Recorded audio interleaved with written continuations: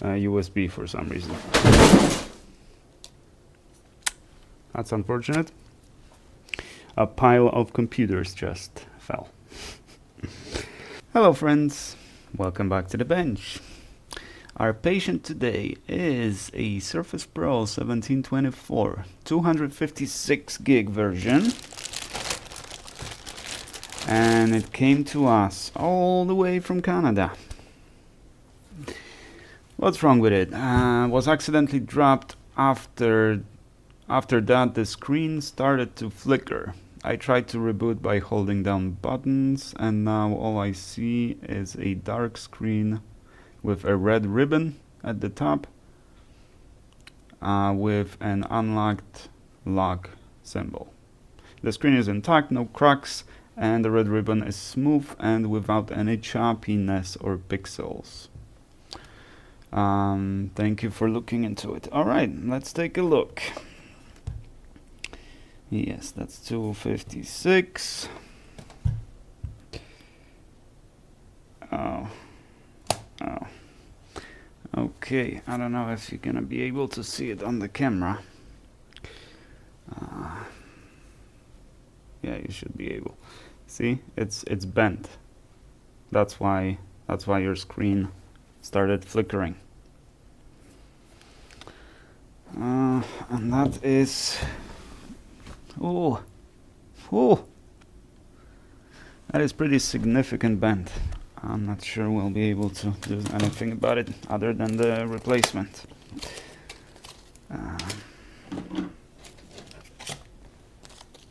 Okay, I need more cards, but let's just see how many cards can we fit. Oh, these are a bit too bent too.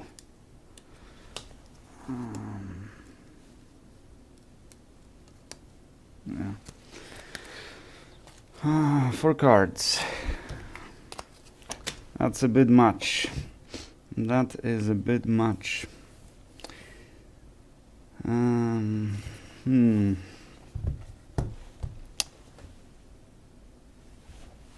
Yeah, the screen is bulged, and you can see the deformation here due to bending. So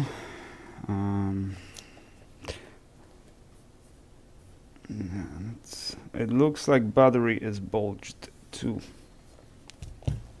I can feel it here. But hang on. No, it shouldn't be the battery. The battery should end here. So maybe this is fine. Maybe this is just coincidence. Ay. No bueno. A lot of things wrong with this one. So what I think we're gonna do, but first we need to call the customer and have the customer's okay on it. But I think we just need to replace the whole, well, the screen. We need to replace the screen, but the whole case, the whole frame. Which means we gotta dig everything out of there and put it in the different case. That's probably what needs to happen. But before that happens, I need more cards.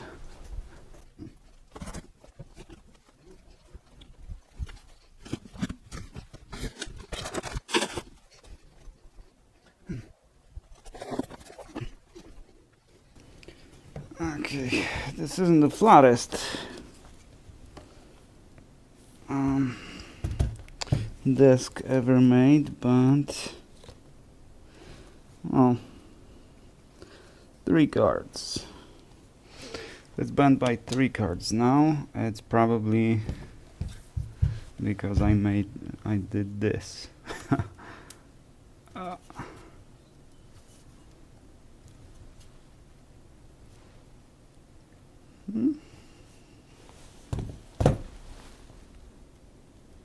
It's still a little bent, but it's a little better.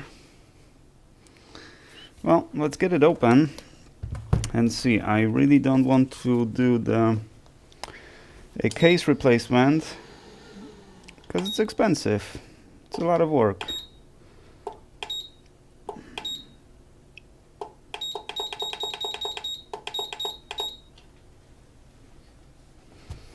If we don't need to do it, I prefer not to do it. Why pay for that if it's not needed? But on the other hand, I don't want to put the new display on just to have it start flickering again, you know? So if we need to replace it, we're gonna have to replace it. No way around it.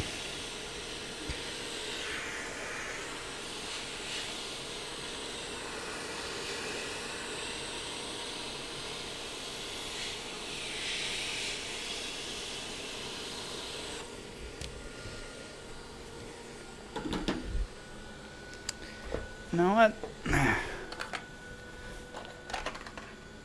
Before we do that, let's first see if it even works and see what's up with it. Because I know it needs a BIOS reset, but I don't know anything beyond that. It's charging properly. Yeah, full charging current, so the battery should be fine. Let's boot it.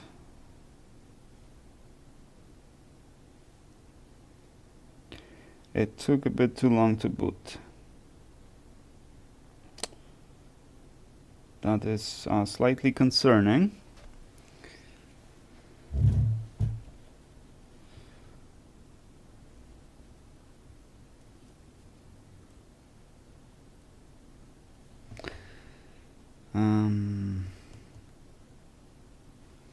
Yeah, I think the drop caused something. So we can't even test the digitizer.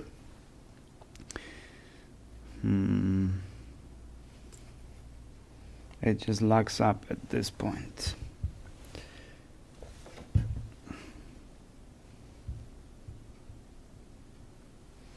Yeah, and it's not sitting right, it's not standing right. It's a little wobbly because it's bent. Well, let's see if we can turn it off. So EC is working, CPU is working, the memory, this could be an issue of cracked solder under the memory, because that's sometimes that happens when you drop them.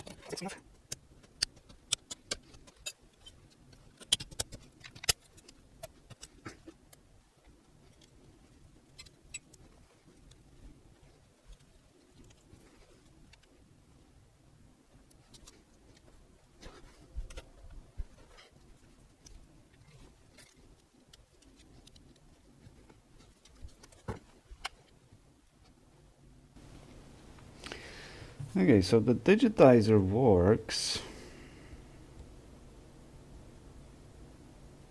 It looks like it works pretty well.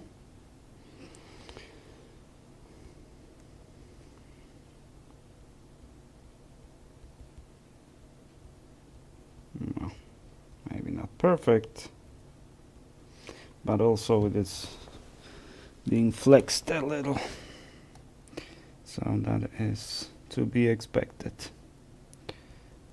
Yeah. From time to time it. Yeah. Okay, but I don't see anything wrong with the digitizer or the screen. However, that is only part of our problem here. So we might assume that the screen is okay. But if that be the case,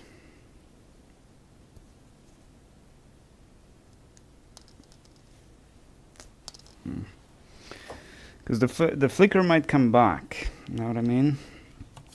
It just, you know, the fact that it's not flickering now doesn't mean that it won't flicker in the future. But replacing a screen here is, well, first we would have to replace the battery. That's number one.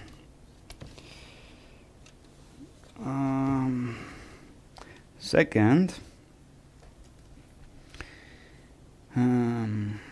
we need to figure out why it doesn't want to boot. And it doesn't seem to be a problem with SSD, because normally when they don't want to boot, it's usually the SSD's fault. But in this case, it is not, because we can't even get to BIOS. So if that be the case, that points to the memory issue. Let's open the shields and see what we can see there. Let's take some measurements since we're already here. Let's first see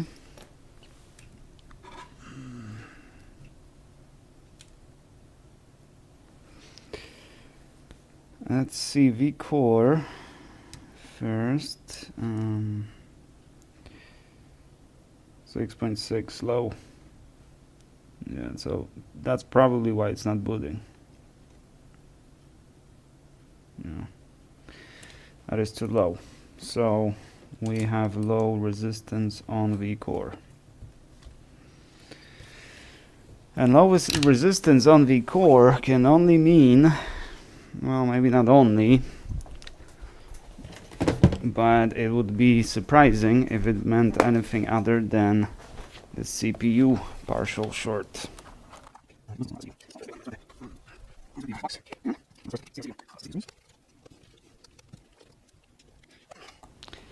Well, that answers also our question we had for that Surface Pro 4 I was looking at after other repair shop, and it had a short on EC. And other than short on EC, it also had low, what do you call it? Low resistance, 6 ohms, low resistance on CPU. and I mentioned that it would probably still work if there wasn't a short on EC. That it would still probably turn on and work, just overheat. So yeah, it does turn on. There's a missing screw. A missing screw over here, and that's weird. Why is this screw missing? It's kind of weird. But it felt like it was opened before and glued back together because adhesive didn't feel like original adhesive. It felt a lot harder to disassemble. It's usually this screw that is missing, this one, because this one's different, it's longer, and that is usually the one. Oh, this is not the screw, is it? Oh, maybe it is. Yeah, maybe it is.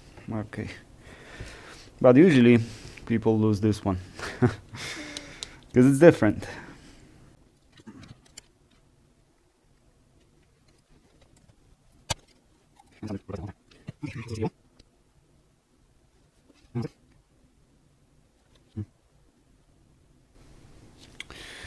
So I was thinking to reflow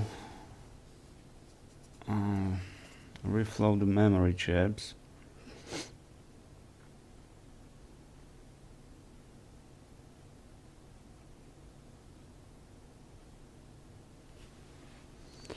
Oh, and is this a liquid damage there?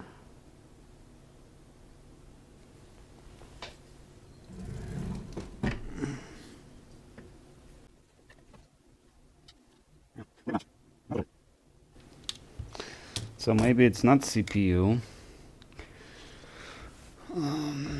Okay, you see that? You probably can't on my crappy digital camera, but I see it much better. I still haven't connected the other microscope camera to the capture device. I have the capture device and I have cables and everything. I don't know, I haven't done it yet. Let's get the little zoom over here.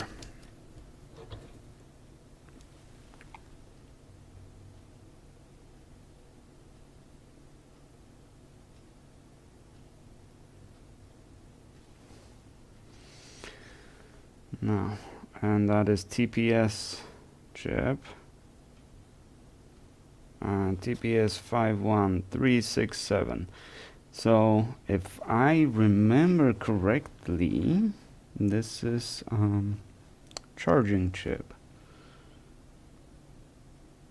Maybe I'm wrong, because what is it doing here? Well, it is next to a big coil. Alright, so it makes sense that this produces voltage. The big cap over here. Alright. Let's check the resistance on the cap over here. 360 ohms. That's fine. I mean, I'm not sure. Let's check on the reference board.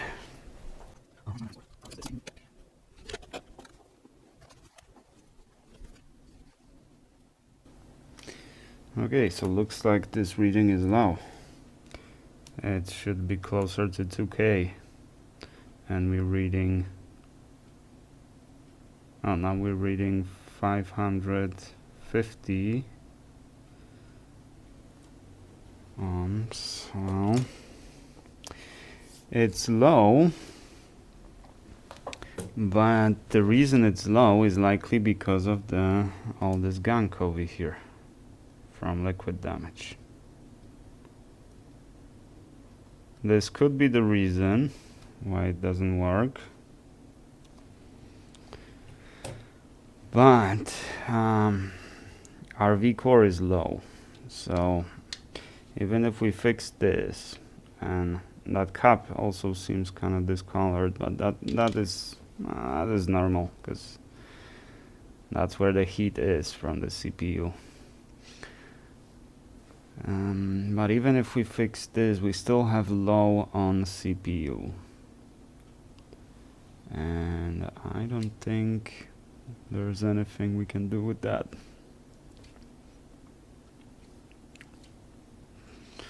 So, well, if the liquid made it here, let's check under other shields. Let's check the main shield.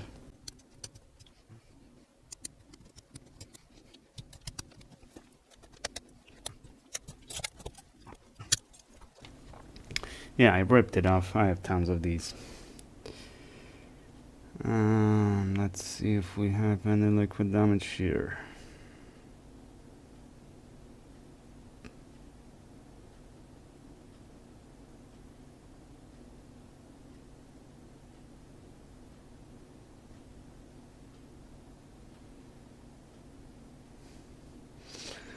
Nope. So,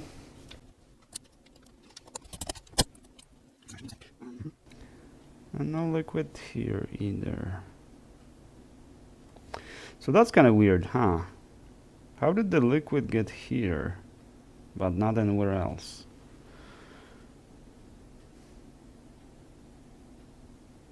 It is close to the edge. Alright, so maybe the liquid came through here, right?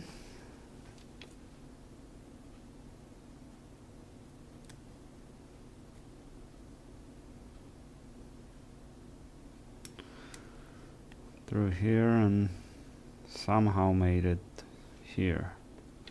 And this is where it evaporated, leaving all that nasty gunk behind.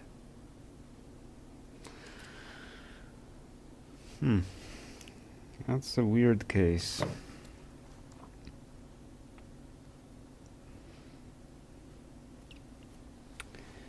Okay, let's open the SSD.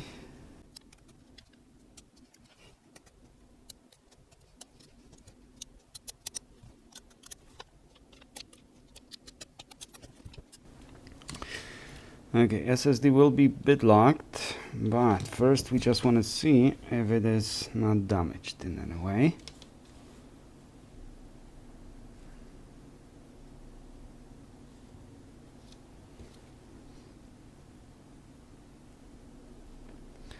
No signs of liquid. So, this is what I propose to fix this one. Because we can do few things, right?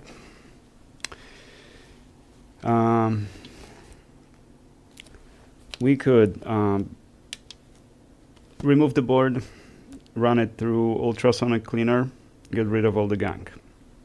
Maybe vCore will go back to what it's supposed, but no, that's not possible.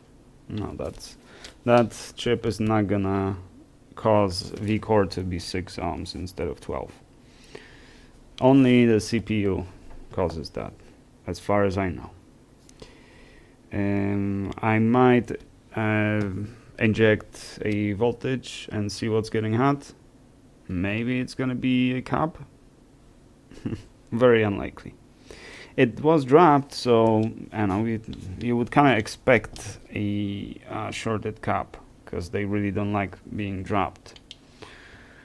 But that would manifest differently. So, we could do that. And then I assume we have to reset the BIOS, because it's BIOS locked, if I remember correctly. Is it? Let's read the ticket. Yes, BIOS locked. So we would have to do the BIOS reset on it. And that's actually what I thought I was getting for some reason. Now reading the ticket, now it's, I don't know. But, oh yeah, because there's one more I'm waiting for. But that one also has the damaged screen. With this one, it looks like the screen is okay. at least based on this quick test. So obviously we need to replace the battery, because this one is not gonna work, even though it charges. So we could do all that and charge like probably $300 for all that, right? Instead, I would just, because this is 256 version, I do have a 256 version over here. This is the one that we fixed recently. However, which one was it? Oh, the one I tested on. This one. No, this is the reference. This is reference. Where's this one? Subject B. So this one, we did the BIOS reset on it. It was the one with this damaged heatsink on CPU. So we can grab it from this one, put it on this one, grab the SSD, put it on this one, although it's probably the same 256, so I can just leave this one. But the reason we want to grab this one is because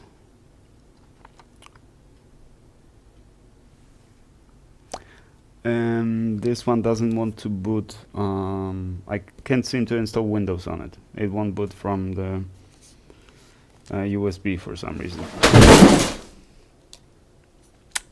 That's unfortunate. A pile of computers just fell. Anyways, what was I saying? Yeah, just put this SSD here. It's bit locked, so it's not gonna work even if I transplant the TPM. So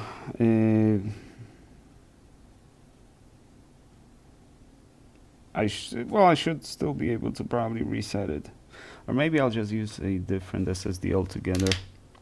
I don't know, but I think this board is not worth a repair. I mean, not worth. You know, to me that's just extra money, so you know, but if it's not needed, I don't want it, because the repair will definitely exceed the value of the computer. Although this is, as I said, 256, those are worth a repair. I do believe that 256 versions have 8th generation CPU, so you can install Windows 11 on these, should that be something you want.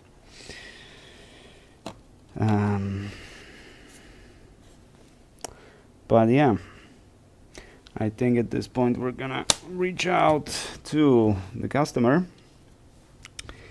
and suggest the transplant. But since we already have all that here, let's do this. Let's remove the SSD from here. Yeah. And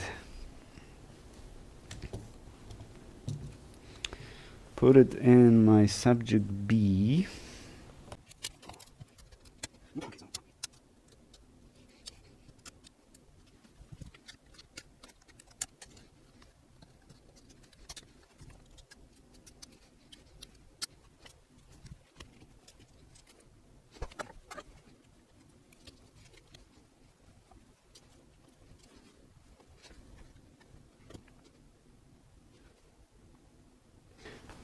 Seeing new devices, because as far as the system is concerned, it's a completely different computer, because it is a different computer.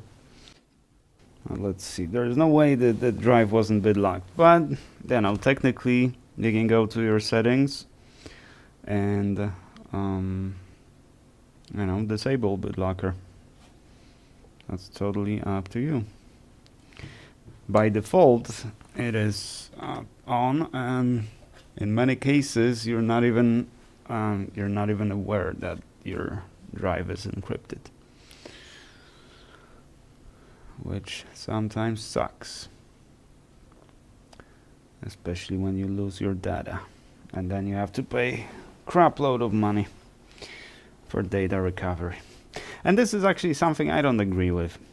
I mean, this is industry standard, right? And in this case, say I did this as a data recovery, right? Just open the computer, remove the SSD, put the SSD in a different computer, and data is recovered, right? Suppose it's not bit locked or anything. And normally for something like that, I would charge maybe $50, maybe $100. But if it's a data recovery, you're paying $2,500. I don't agree with that. I don't charge differently when it's data recovery. You just pay for what I had to do, right? If the data recovery entailed resoldering the chip, because there was a short on your SSD, and I had to buy another SSD like that and transplant the chip. The memory chips were fine. I just charge you for transplanting the chip, and I give you back your SSD. It wasn't a data recovery, I just fixed your SSD. That is my policy. But I do understand that people charge more for that for various reasons. First of all, it's like higher responsibility. Second is, sometimes you just have to use a little more brain power to successfully recover data. But at the end of the day, the reason you charge more for data recovery is because the data is worth more to the customer. That is, in my view, a predatory tactic. It's kind of like, charging more for the medicine because you need it, otherwise you die, right? So I'm going to charge you because you're going to pay whatever I tell you to pay if this is the medicine that will save your life, all right? I think that's predatory, and that's why I don't charge differently when it's data recovery. I charge basically for what I do. Oh, take a look at this. That's gotta be like 500%. 100% was here, so 200, about 250%. Interesting.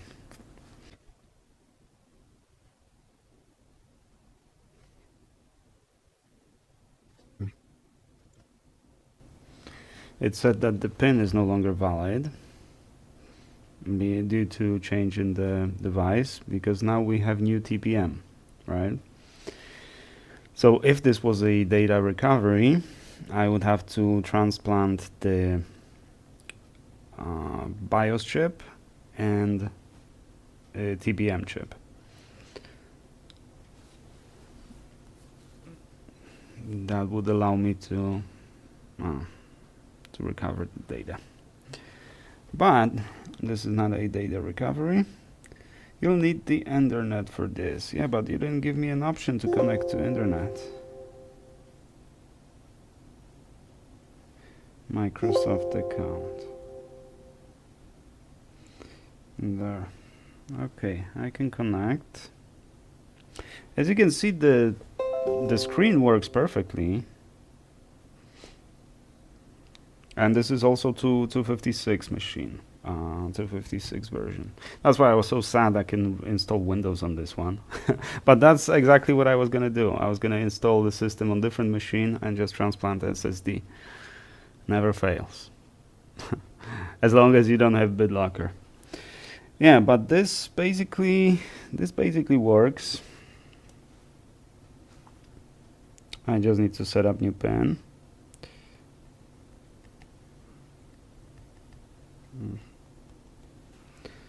Oh, the touch screen stopped working, but sometimes it happens, and it's not the, yeah.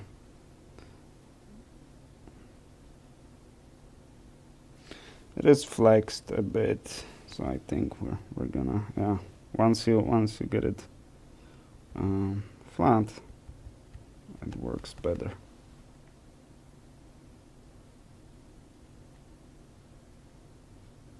Plus we're pushing on the other side because of that.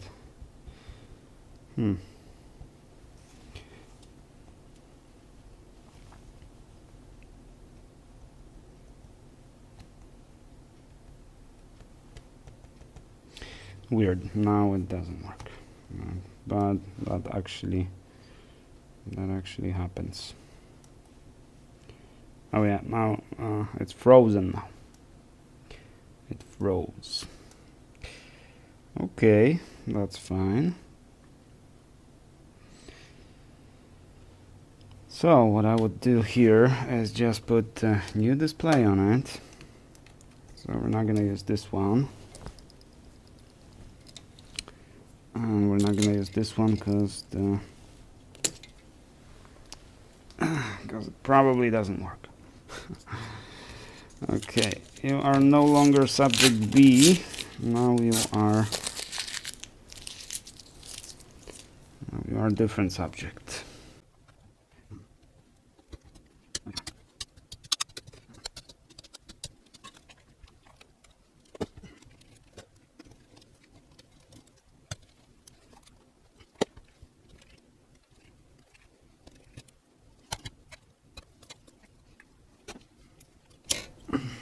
Okay, this will go like this. But since it's missing this little bracket over here, I got desoldered. I will replace it with a better one. And this little thingy. It's not super important, but I prefer it's there. So it holds the battery nicely, or so it attaches to the battery. But obviously first we need to clean it, put the new thermal paste on it and all that. But before any of that, we need to remove the board and install the battery. That's step number 1. So yeah, there's still a few more steps, but I guess that's what we're gonna do. And our customer's machine, well, we'll just put it on the pile where I keep all the machines. Too bad, because this is 256 version. Too bad the CPU is fried.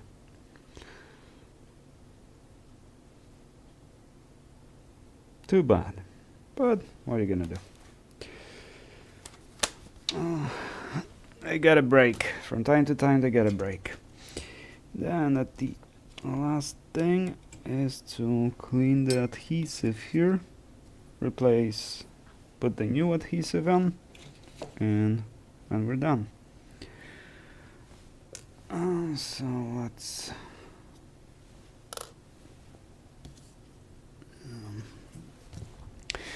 all right, how much time?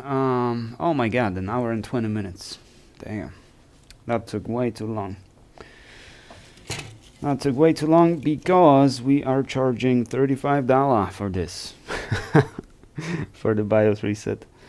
And the reason we're charging that low is that the customer received that price before I adjusted the price based on the BIOS reset takes a lot longer now. Before I thought you only have to replace the chip, but if you do, your touch won't work. So since then I use a new technique, and that new technique takes a lot longer. So I had to adjust the price. Not to mention it takes half an hour to remove the screen and then another half an hour to put it back. So yeah, $35 is not really enough for this job. But the client gets old price because that's the price he got when we were negotiating. So that's the reality of this business. I mean, it doesn't have to be. I mean, I could probably, reach out and say sorry, and it's gonna be a little more. Probably would be fine, but I don't want to do that. If I said 35, it's gonna be 35. It's not like we're saving lives here, right? Alrighty, fellas, I hope you enjoyed this very boring video, and I guess I'll see you guys in the next one. Thank you very much for watching.